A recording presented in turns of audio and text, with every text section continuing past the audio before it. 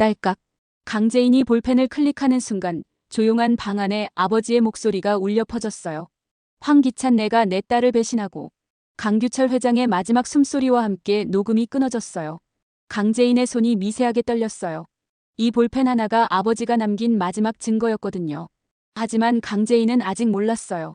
이 작은 볼펜 안에 아버지의 진짜 비밀이 숨어 있다는 걸 말이에요. 과연 강재인은 아버지가 숨겨둔 모든 진실을 찾아낼 수 있을까요? 그리고 황기찬을 완전히 무너뜨릴 수 있을까요? 지금부터 소름 돋는 비밀 금고의 진실을 파헤쳐보죠. 구독과 좋아요는 제작에 큰 힘이 됩니다. 끝까지 함께 해주세요. 강재인은 아버지 강규철 회장의 낡은 수첩을 조심스럽게 펼쳤어요. 페이지를 넘기다가 한 곳에서 멈칫했어요. 아버지의 손글씨로 적힌 숫자들이 눈에 들어왔거든요. 458-8, 이건 지금 이 집 번지수인데 나머지는 모르겠네. 강재인이 혼잣말로 중얼거렸어요. 나머지 숫자들은 도대체 뭘 의미하는 걸까? 분명 이 집에 뭔가 있어. 강재인의 눈에 확신이 서렸어요. 하지만 문제가 있었어요. 어떻게 이 집을 자유롭게 수색할 수 있을까요?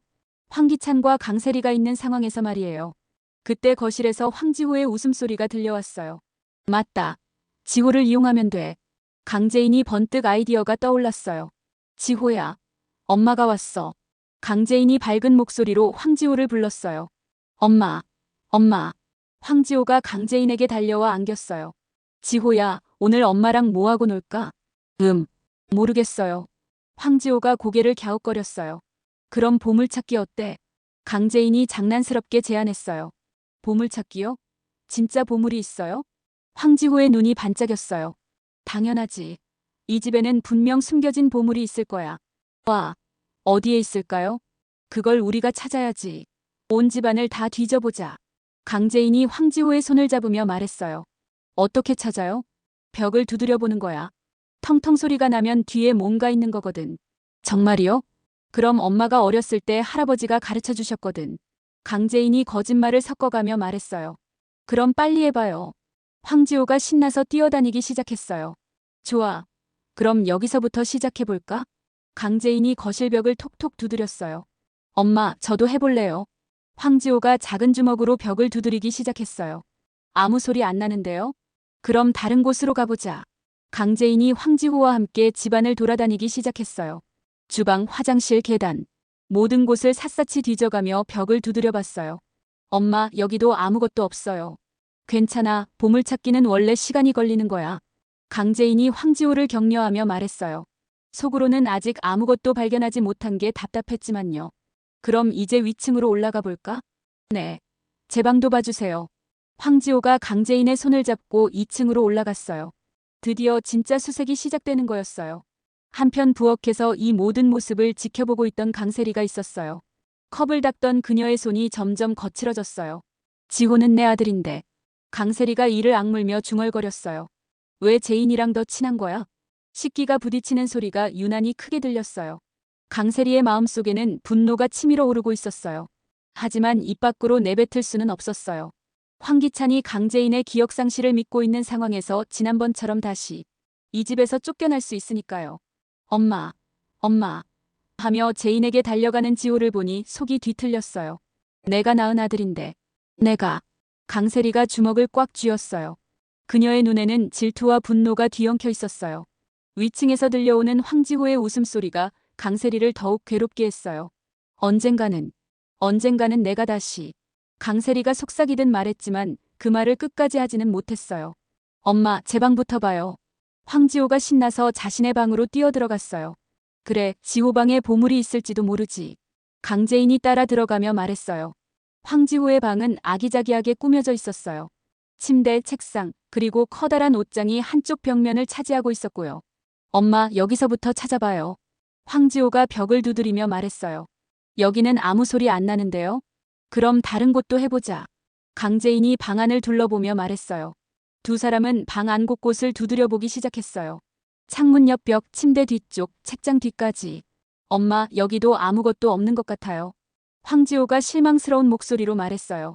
아직 옷장은 안 해봤잖아. 강재인이 옷장을 가리키며 말했어요. 사실 옷장은 별로 기대하지 않았어요. 하지만 빠뜨릴 수는 없었거든요. 네. 옷장도 해봐요. 황지호가 다시 신이 나서 옷장으로 달려갔어요. 황지호가 옷장 앞쪽 문을 두드려 봤어요. 여기도 똑같은 소리예요. 그럼 안쪽도 해보자. 강재인이 옷장 문을 열었어요. 옷들이 가득 걸려 있었어요. 황지호의 작은 옷들부터 시작해서 엄마 안쪽 벽도 두드려 볼까요? 그래. 황지호가 옷 사이로 손을 넣어 안쪽 벽을 두드려 봤어요. 엄마. 황지호가 갑자기 흥미진진한 목소리로 말했어요. 왜? 뭐가 있어? 강재인이 급하게 물었어요. 여기 소리가 다른 것 같아요. 황지호가 더 세게 두드려 봤어요. 분명히 다른 소리였어요. 강재인의 심장이 빠르게 뛰기 시작했어요. 하지만 황지호는 그냥 신기해할 뿐 특별히 이상하다고 생각하지는 않는 것 같았어요. 정말이네. 지호야, 조금 더 두드려봐. 네. 황지호가 신나서 계속 두드려봤어요. 강재인만이 이 소리의 진짜 의미를 알아챌 수 있었어요. 지호야, 옷을 좀 치워볼까? 네. 같이 해요. 두 사람이 옷장 안의 옷들을 하나씩 빼기 시작했어요. 티셔츠, 바지, 자켓. 옷들을 모두 침대 위에 올려놓자 옷장 안쪽 벽이 드러났어요. 강재인이 자세히 살펴보니 정말 이상했어요. 벽면에 작은 틈이 있었고 그 주변에 사각형 모양의 흔적이 보였어요. 하지만 황지호는 전혀 눈치채지 못하는 것 같았어요.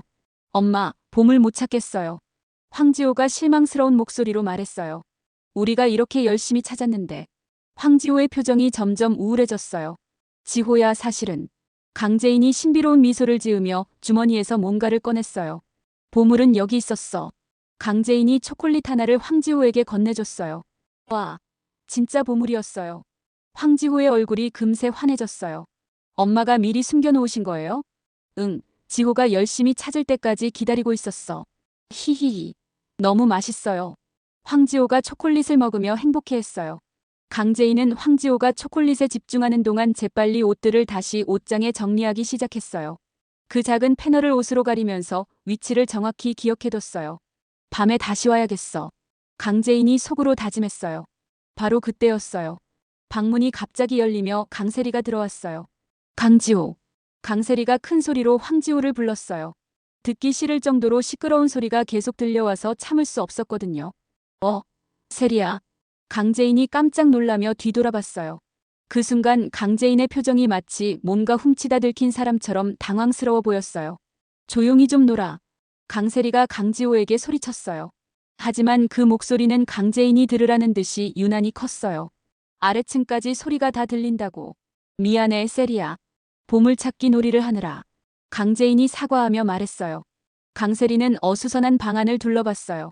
침대 위에 널브러진 옷들, 이리저리 움직인 가구들. 뭔가 이상한데? 강세리가 속으로 생각했어요. 단순히 놀기만 했다면 이렇게 어수선할 이유가 없었거든요. 제인이가 정말 뭔가를 찾고 있는 건 아닐까? 강세리의 눈에 의심이 스쳤어요. 그럼 이제 조용히 놀아. 강세리가 차가운 목소리로 말하고는 방을 나갔어요. 강재인은 가슴을 쓸어내렸어요. 다행히 큰 의심은 받지 않은 것 같았어요. 강세리는 황지호 방에서 나온 후 바로 서재로 향했어요. 황기찬이 서류를 정리하고 있었거든요. 여보. 강세리가 문을 열며 들어왔어요. 왜? 무슨 일이야? 황기찬이 서류에서 눈을 떼지 않고 물었어요. 제인이 말이야. 강세리가 조심스럽게 말문을 열었어요. 제인이가 뭐? 뭔가 이상해. 이상하다니? 황기찬이 그제야 고개를 들어 강세리를 바라봤어요. 지호랑 보물찾기 놀이를 한다면서 집안을 다 뒤지고 있어. 그게 뭐가 이상한 거야? 아이랑 놀아주는 거잖아. 황기찬이 다시 서류로 시선을 돌렸어요. 그게 아니라. 강세리가 답답해하며 말했어요. 지호방이 완전히 난장판이 됐어. 옷장 안옷들도 다 빼놨고. 애들 놀면 원래 그런 거 아니야? 여보, 내 말 좀 들어봐. 강세리가 목소리를 높였어요. 지금 듣고 있잖아. 황기찬이 시큰둥하게 대답했어요. 제인이가 정말 단순히 놀아주는 게 아닌 것 같아. 그럼 뭐 하는 거라고? 뭔가를 찾고 있는 것 같다고. 강세리가 확신에 찬 목소리로 말했어요. 찾는다고? 뭘? 그건 나도 모르지만. 세리야, 너 요즘 제인이한테 너무 예민한 거 아니야? 황기찬이 한숨을 쉬며 말했어요. 예민한 게 아니라 정말 이상하다고. 뭐가 이상해? 기억상실 걸린 사람이 지호랑 놀아주는 게. 그게 아니라. 강세리가 말을 멈췄어요. 제인이가 기억상실 연기를 하고 있다는 걸 황기찬은 모르니까요. 아니라 뭐야? 그냥. 느낌이 이상해. 강세리가 애매하게 말했어요. 느낌이라니. 너무 주관적이잖아. 황기찬이 고개를 저었어요. 여보, 한 번이라도 제인이를 의심해 본 적 있어? 의심? 왜 의심해야 하는데? 기억 상실이라고 하지만 가끔 너무 정상적일 때가 있어. 그럼 다행인 거지. 회복되고 있다는 뜻 아니야? 황기찬이 오히려 기뻐하는 목소리로 말했어요. 그게 아니라. 세리야, 솔직히 말해. 황기찬이 서류를 내려놓고 강세리를 똑바로 바라봤어요. 너 제인이가 기억 되찾을까봐 걱정되는 거 아니야? 무슨 소리야? 강세리가 깜짝 놀라며 부인했어요. 혹시 예전 일들 기억나면 어떡하나 해서. 그런 게 아니야. 강세리가 격하게 반박했어요. 그럼 뭐가 걱정인데? 정말로 뭔가 수상해서 그래. 애랑 잘 놀고 있는데 왜 그래? 황기찬이 짜증 섞인 목소리로 말했어요. 지호도 제인이랑 있을 때가 제일 행복해 보이고. 그것도 이상하지 않아? 강세리가 따져 물었어요. 뭐가? 지호가 나보다 제인이를 더 따르는 게. 그야 제인이가 더 잘 놀아주니까 그렇지. 황기찬이 당연하다는 듯 말했어요. 내가 친엄마인데. 강세리가 억울해하며 소리쳤어요. 평소에 좀 잘하지 그랬어. 그게 더 속상하다고. 세리야, 너 정말 이상해. 황기찬이 고개를 저으며 말했어요. 제인이가 애 봐주는 거 고마워해야지 왜 트집을 잡아? 트집이 아니라. 그럼 뭐야? 제인이가 뭘 잘못했는데? 황기찬의 목소리에 짜증이 더해졌어요. 여보, 한 번만 더 자세히 지켜봐. 강세리가 간절하게 부탁했어요. 정말 이상한 행동을 하고 있어. 알겠어, 알겠다고. 황기찬이 대충 대답하며 다시 서류를 집어들었어요. 정말 지켜볼 거지? 응, 지켜볼게. 황기찬이 건성으로 답했어요. 강세리는 황기찬이 자신의 말을 진지하게 받아들이지 않는다는 걸 알 수 있었어요. 답답하고 화가 났지만 더 이상 말할 수도 없었어요. 강세리는 한숨을 쉬며 서재를 나왔어요. 그날 밤 강재인은 자신의 방에서 아버지의 유품들을 다시 한번 살펴보고 있었어요. 책상 위에는 강규철 회장이 남긴 것들이 놓여 있었어요. 수첩, 그리고 그 볼펜. 강재인이 볼펜을 손에 들고 돌려보았어요. 오늘 황지호 방에서 발견한 그 패널이 계속 마음에 걸렸거든요. 수첩에 적힌 숫자들과 분명 연관이 있을 거예요. 458-8은 집 주소고. 나머지는 뭘까? 강재인이 수첩을 다시 펼쳐보며 생각했어요. 그때 볼펜을 자세히 살펴보다가 이상한 점을 발견했어요. 볼펜 클립 부분에 작은 홈이 있었거든요. 이게 뭐지? 강재인이 그 홈을 손톱으로 살살 눌러봤어요. 딸깍. 볼펜 클립이 돌아가면서 작은 열쇠가 튀어나왔어요. 헉. 강재인이 깜짝 놀라며 소리쳤어요. 볼펜 클립 자체가 열쇠였던 거예요. 이게 정말 정교하게 만들어졌네. 강재인이 감탄하며 말했어요. 볼펜과 완전히 일체형으로 제작된 열쇠였어요. 아무도 의심할 수 없을 정도로 자연스럽게 숨겨져 있었던 거죠. 길이가 2cm 정도 되는 아주 정교한 열쇠였어요. 아버지가 이런 걸 숨겨놨다니. 강재인의 마음이 두근거렸어요. 이 열쇠가 오늘 발견한 그 패널과 관련이 있을 거라는 확신이 들었어요. 그런데 이 숫자들은 뭘까? 강재인이 다시 수첩을 봤어요. 219,078이라는 숫자가 특히 눈에 들어왔어요. 혹시 비밀번호? 강재인이 혼잣말을 했어요. 아니면 1011이나 JENNI가. 그때 문득 떠오른 게 있었어요. 잠깐 JENNI라고 하면. 강재인이 뭔가를 깨달은 듯 말했어요. 내 영어 이름이잖아. 강재인의 영어 이름은 제니였어요. 그럼 이 모든 게 나를 위한 거구나. 강재인의 눈에 눈물이 맺혔어요. 아버지가 자신을 위해 이렇게 치밀하게 준비해둔 게 감격스러웠어요. 아버지, 고마워요. 강재인이 볼펜을 가슴에 안으며 말했어요. 이제 알겠어요. 이 열쇠로 그 패널을 열면 되는 거죠? 강재인이 작은 열쇠를 손바닥에 올려놓고 자세히 봤어요. 정말 정교하게 만들어진 열쇠였어요. 그런데 언제 가야 하지? 강재인이 고민했어요. 황기찬과 강세리가 모두 잠든 후에 가야 안전할 텐데. 지금은 너무 이르고. 시계를 봤더니 밤 10시였어요. 아직 황기찬과 강세리가 깨어있을 시간이었어요. 새벽 2시쯤 가야겠어. 강재인이 결심했어요. 그때쯤이면 모두 깊이 잠들어 있을 거예요. 강재인은 열쇠를 조심스럽게 다시 볼펜 안에 넣었어요. 그리고 볼펜을 원래대로 조립했어요. 아무도 모르게 해야 해. 강재인이 볼펜을 서랍 깊숙이 넣으며 말했어요. 아버지, 조금만 더 기다려주세요. 강재인이 창밖을 바라보며 중얼거렸어요. 곧 아버지가 남겨주신 모든 걸 찾아낼 거예요. 드디어 진실에 한 걸음 더 다가갔어요. 과연 그 패널 뒤에는 무엇이 숨겨져 있을까요? 강재인의 가슴이 기대와 떨림으로 가득했어요. 새벽이 오기까지 몇 시간 더 기다려야 했지만 강재인에게는 그 시간이 영원처럼 느껴졌어요. 아주 늦은 밤 강재인이 침대에서 조용히 일어났어요. 집안은 고요했어요. 황기찬의 코 고는 소리가 멀리서 들려왔고 강세리도 깊이 잠든 것 같았어요. 강재인이 볼펜을 주머니에 넣고 조심스럽게 방문을 열었어요. 문이 살짝 소리를 냈지만 다행히 아무도 깨지 않았어요. 강재인이 복도로 나와 황지호 방으로 향했어요. 발소리가 나지 않도록 발끝으로 걸었어요. 황지호 방 앞에 도착했을 때 잠시 멈춰서서 귀를 기울였어요. 안에서 황지호의 고른 숨소리가 들려왔어요. 다행히 깊이 잠들었네. 강재인이 안도하며 문 손잡이를 조용히 돌렸어요. 다행히 문이 잠겨있지 않았어요. 강재인이 조심스럽게 방 안으로 들어갔어요. 어둠 속에서 황지호가 곤히 잠들어 있는 모습이 보였어요.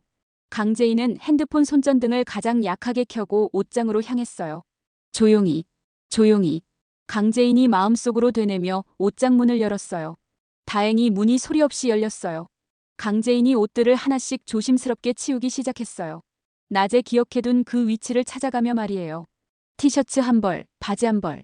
드디어 그 패널이 드러났어요. 강재인의 심장이 빠르게 뛰었어요. 손전등을 더 가까이 대고 자세히 살펴봤어요. 정말 작은 사각형 모양의 패널이었어요. 그리고 그 가운데에 아주 작은 열쇠 구멍이 있었어요. 바로 이거야. 강재인이 속으로 외쳤어요. 주머니에서 볼펜을 꺼내 클립을 돌렸어요. 딸깍. 작은 열쇠가 튀어나왔어요. 강재인이 떨리는 손으로 열쇠를 패널의 구멍에 넣었어요. 딱 맞았어요. 아버지. 정말 여기였구나. 강재인이 감격하며 열쇠를 천천히 돌렸어요. 딸깍. 패널이 열리면서 그 뒤에 또 다른 문이 나타났어요. 디지털 번호판이 달린 금고 문이었어요.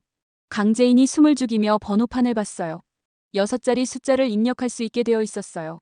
수첩에 적힌 숫자들 중에 6자리는 강재인이 머릿속으로 생각했어요. 21만 9078. 강재인이 조심스럽게 숫자를 눌렀어요. 삐삐삐. 번호가 틀렸다는 소리가 났어요. 어떡하지? 소리가 났는데. 강재인이 황지호를 돌아봤어요. 다행히 황지호는 여전히 잠들어 있었어요. 다른 숫자를 해봐야겠어. 강재인이 다시 생각했어요. 혹시 1011? 하지만 이건 4자리밖에 안 됐어요. 아니면 21만 8225. 이것도 6자리였어요. 강재인이 조심스럽게 입력했어요. 또 틀렸어요. 강재인이 식은땀을 흘렸어요. 3번 틀리면 알람이 울리는 건 아니겠지? 그때 문득 떠오른 게 있었어요. 혹시 내 생일?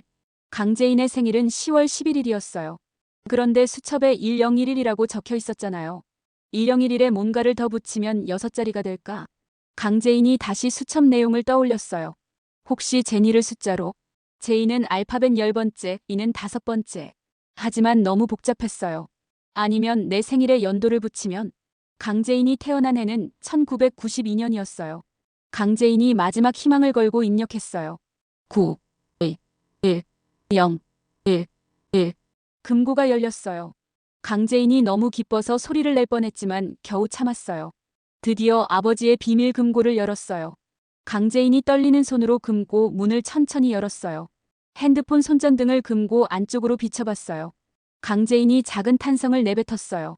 금고 안에는 상상했던 것보다 훨씬 많은 것들이 들어있었어요. 맨 위에는 작은 메모지가 놓여 있었어요. 강재인이 그 메모지를 집어들었어요. 수첩에서 봤던 낯익은 숫자들과 알파벳이 적혀 있었어요. 이게 뭐지? 강재인이 고개를 갸웃거렸어요. 그 밑에는 또 다른 종이가 있었어요. 수첩에서 본 숫자와 스위스 계좌라고 적혀 있었어요. 스위스 계좌? 강재인의 눈이 커졌어요. 아버지가 스위스에 비자금을 숨겨둔 거였어요. 그 밑에는 금괴들이 반짝이고 있었어요. 작은 크기였지만 꽤 많은 개수였어요. 이렇게 많이. 강재인이 감탄하며 중얼거렸어요. 하지만 진짜 중요한 건 그 옆에 있는 두꺼운 서류 봉투였어요. 강재인이 그 봉투를 조심스럽게 꺼냈어요. 봉투 겉면에 제이나, 이것이 아빠의 마지막 선물이다라고 적혀 있었어요. 강재인의 눈에 눈물이 맺혔어요. 아빠. 강재인이 봉투를 열어봤어요. 안에는 여러 장의 서류들이 들어있었어요. 첫 번째 서류를 보는 순간 강재인이 깜짝 놀랐어요. 황기찬 횡령 증거 자료라고 제목이 적혀 있었거든요. 강재인이 급하게 내용을 훑어봤어요. 황기찬이 YL그룹의 요직에 들어오면서부터 회사 자금을 빼돌린 모든 내역이 적혀 있었어요. 계좌번호, 거래 내역, 심지어 녹음 파일까지. 이런 걸 다 모아뒀구나. 강재인이 감탄했어요. 두 번째 서류는 더 충격적이었어요. 강세리 신상정보 및 접근 목적이라는 제목이었어요. 강세리가 처음부터 황기찬의 재산을 노리고 계획적으로 접근했다는 증거들이 가득했어요. 강세리의 과거 행적, 다른 남자들과의 관계, 심지어 황지호의 친부가 다른 사람이라는 DNA 검사 결과까지. 아빠가 이 모든 걸 알고 있었구나. 강재인이 떨리는 목소리로 중얼거렸어요. 세 번째 서류는 YL그룹 관련 자료였어요. 회사의 진짜 재정 상태, 숨겨진 부채들, 그리고 황기찬이 조작한 장부들. 모든 것이 세세하게 기록되어 있었어요. 마지막 서류에는 강규철 회장의 편지가 있었어요. 제인아, 아빠가 이 편지를 쓰는 지금 황기찬과 강세리에게 위험을 느끼고 있단다. 하지만 아빠는 너를 믿는다. 언젠가 내가 이 모든 진실을 밝혀낼 거라고. 이 자료들로 그들의 죄를 증명하고 우리 가족의 명예를 되찾아다오. 그리고 잊지 마라. 1011 제니는 내 스위스 계좌 비밀번호다. 아빠가 내 미래를 위해 준비한 거란다. 사랑한다, 제인아. 강재인이 편지를 읽으며 눈물을 흘렸어요. 아빠, 이 모든 걸 혼자 준비하셨구나. 그때 갑자기 복도에서 발소리가 들렸어요. 강재인이 깜짝 놀라서 귀를 기울였어요. 누군가 이쪽으로 오고 있는 것 같았어요. 누구지? 설마 들킨 건 아니겠지? 강재인이 급하게 서류들을 봉투에 다시 넣었어요. 발소리가 점점 가까워지고 있었어요. 강재인이 서둘러 금고 문을 닫고 패널도 다시 닫았어요. 그리고 옷들을 재빨리 제자리에 걸어놨어요. 발소리가 황지호 방 앞에서 멈췄어요. 강재인이 숨을 죽이고 기다렸어요. 잠시 후 발소리가 다시 멀어져 갔어요. 화장실에 갔다 오는 것 같았어요. 강재인이 안도의 한숨을 쉬었어요. 서류 봉투를 품에 꼭 안고 조용히 황지호 방을 빠져나왔어요. 자신의 방으로 돌아가서 필요한 물건들을 챙겼어요. 이제 더 이상 이 집에 있을 이유가 없었어요. 모든 증거를 손에 넣었으니까요. 강재인이 가방을 메고 조용히 집을 떠났어요. 새벽 공기가 차갑게 느껴졌지만 강재인의 마음은 뜨거웠어요. 드디어 아버지의 복수를 시작할 수 있게 되었거든요. 3일 후 YL그룹 대회의실. 오늘은 YL그룹과 최대 주주인 DH홀딩스가 함께하는 정기 임원회의가 열리는 날이었어요. 황기찬은 평소와 다름없이 회장 자리에 앉아 있었어요. 강세리도 디자인 팀장 자격으로 참석해 있었고요. DH홀딩스에서는 정호성 대표와 김도윤이 참석했어요. 하지만 황기찬과 강세리는 모르고 있었어요. 오늘이 그들의 마지막 날이라는 걸 말이에요. 자, 그럼 회의를 시작하겠습니다. 황기찬이 평범하게 회의를 진행했어요. 먼저 지난달 매출 현황부터 보고하겠습니다. 임원들이 차례로 보고를 했어요. 매출, 인사, 마케팅. 모든 게 평소와 똑같았어요. 다음은 신규 프로젝트 관련해서 황기찬이 말을 이어가려 할 때였어요. 회장님 잠깐만요. 김도윤이 손을 들었어요. 네, 도윤 씨. 무슨 할 말이 있나요? 네, 중요한 말씀이 있어서요. 김도윤이 자리에서 일어났어요. 오늘 회의에 특별히 참석하실 분이 계셔서요. 특별히 참석할 분이요? 황기찬이 의아해했어요. 김도윤이 핸드폰을 꺼내 어디론가 전화를 걸었어요. 네, 지금 들어오셔도 됩니다. 짧은 통화를 마친 김도윤이 회의실 문을 바라봤어요. 모든 사람들의 시선이 문 쪽으로 향했어요. 곧장 회의실 문이 활짝 열렸어요. 강재인이 들어왔어요. 그리고 그 뒤로 경찰관들이 따라 들어왔어요. 뭐야 이게. 황기찬이 깜짝 놀라며 벌떡 일어났어요. 강세리도 얼굴이 새하얗게 질렸어요. 안녕하세요 여러분. 강재인이 차분하게 인사했어요. 재인아, 너 어디 갔었어? 그리고 경찰은 왜? 황기찬이 당황하며 소리쳤어요. 중요한 일이 있어서 잠시 나가 있었어요. 강재인이 냉정하게 대답했어요. 그리고 경찰분들은 제가 부른 거예요. 너가? 왜? 여러분께 보여드릴 게 있거든요. 강재인이 서류 가방을 테이블 위에 올려놓았어요. 우리 아버지가 남겨주신 진실 말이에요. 진실이 뭔데? 강세리가 다급하게 물었어요. 황기찬 회장의 3년간 횡령 내역서입니다. 강재인이 첫 번째 서류를 들어보였어요. 회의실이 순간 조용해졌어요. 말도 안 돼. 황기찬이 소리쳤어요. 많이도 빼돌렸더군요. 강재인이 담담하게 말했어요. 그리고 이건 강세리 씨 관련 자료예요. 두 번째 서류를 꺼냈어요. 처음부터 황기찬 회장의 재산을 노리고 계획적으로 접근했다는 증거죠. 그런. 강세리가 말을 잇지 못했어요. 황지호의 친부도 따로 있다는 DNA 검사 결과도 있고요. 임원들이 웅성거리기 시작했어요. 재인아, 지금 당장 그만둬. 황기찬이 강재인에게 다가가려 했어요. 하지만 경찰관이 막아섰어요. 마지막으로 이걸 들어보시죠. 강재인이 볼펜을 꺼냈어요. 우리 아버지가 돌아가시던 날 녹음된 내용이에요. 강재인이 볼펜을 클릭했어요. 저 이대로 못 물러납니다. 황기찬의 목소리가 회의실에 울려 퍼졌어요. 안 돼. 내 딸 제인이는 안 돼. 강규철 회장의 절규하는 목소리가 이어졌어요. 그리고 이어지는 소리들. 숨이 가빠지는 소리, 뭔가 쓰러지는 소리. 아, 아파. 강규철 회장의 신음소리가 들렸어요. 심장마비로 쓰러져가는 소리였어요. 그런데 더 충격적인 건 그 다음이었어요. 아무 소리가 나지 않았거든요.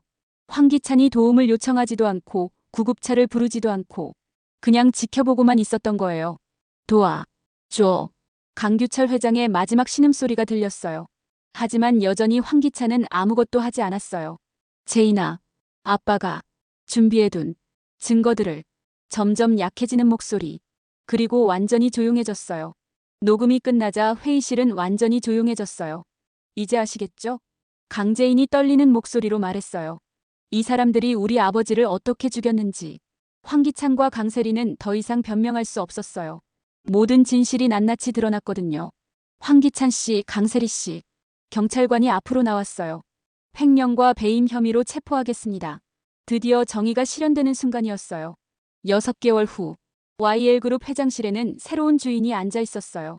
강재인이 아버지의 자리에 앉아 책상 위에 놓인 강규철 회장의 사진을 바라보고 있었어요. 아버지, 이제 모든 게 제자리로 돌아왔어요. 강재인이 사진을 쓰다듬으며 말했어요.